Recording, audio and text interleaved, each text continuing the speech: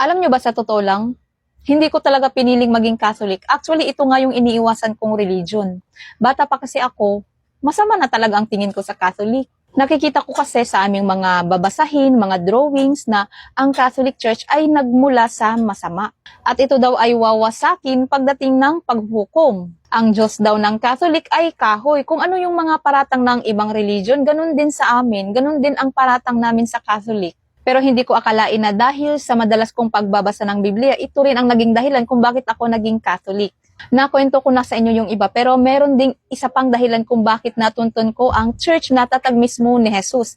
At ito ay mababasa natin sa Hebrews chapter 10 verse 25. Sinasabi dito na huwag nating kaliligtaan ang pagdalo sa ating mga pagtitipon, gaya ng nakasanayan ng iba. Sa halip, palakasin natin ang loob ng isa't isa, lalo na ngayong nakikita nating malapit na ang araw ng Panginoon. So, anong connection nito sa Catholic Church? Actually, itong talatang to ang madalas na itinuturo sa amin para hindi po kami mag-absent. Pero ang naisip ko po dito sa talatang to, sinasabi kasi dyan na huwag nating kaliligtaan ang pagdalo sa ating mga pagtitipon. So, iniisip ko na ibig sabihin may mga pagtitipon na pala talaga ang mga Kristiyano noong una pang panahon. At tinuruan pa sila na huwag itong kaligtaan. Ibig sabihin, ang pagtitipong ito ay hindi mawawala at mananatili ito habang panahon. Kasi nga, di ba tinuruan sila na huwag kaligtaan ang pagtitipon. Napatanong ako minsan kung nasaan na kaya ang mga Kristiyanong ito na nagtitipon-tipon na noon pang unang panahon,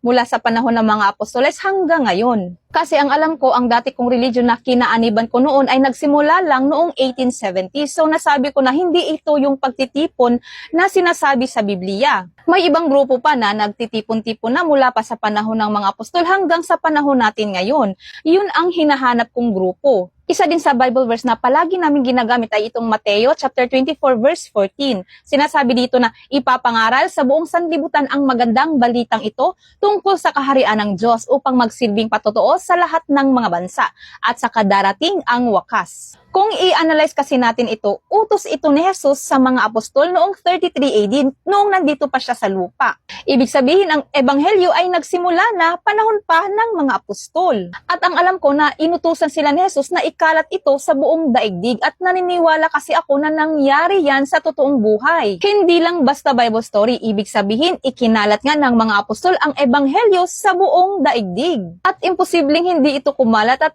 imposibleng mawawala ang mga Kristiyanong ito na bunga sa kanilang pag-ebanghelyo. Imposibleng hindi sila mananatili hanggang ngayong panahon dahil di ba nangako si Jesus sa church na sila ay hindi niya pababayaan at lagi niyang gagabayan ang kanyang mga tupa. Ngayon, hinahanap ko ang grupong ito, ang bunga ng pag-ebanghelyo ng mga apostol, mga Kristiyano na nag-exist na noong una pang panahon. Kasi sa dati kong religion, year 1870s lang nagsimula. So, hindi talaga kami ang bunga ng mga apostol.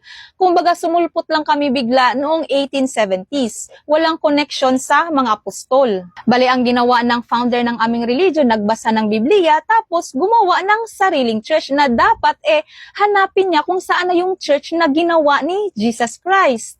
Yan yung naisip ko, kaya hinanap ko talaga yung church na may connection sa apostol. Kung i-trace natin sa history, walang ibang grupo ang tugma dito, Catholic Church lang.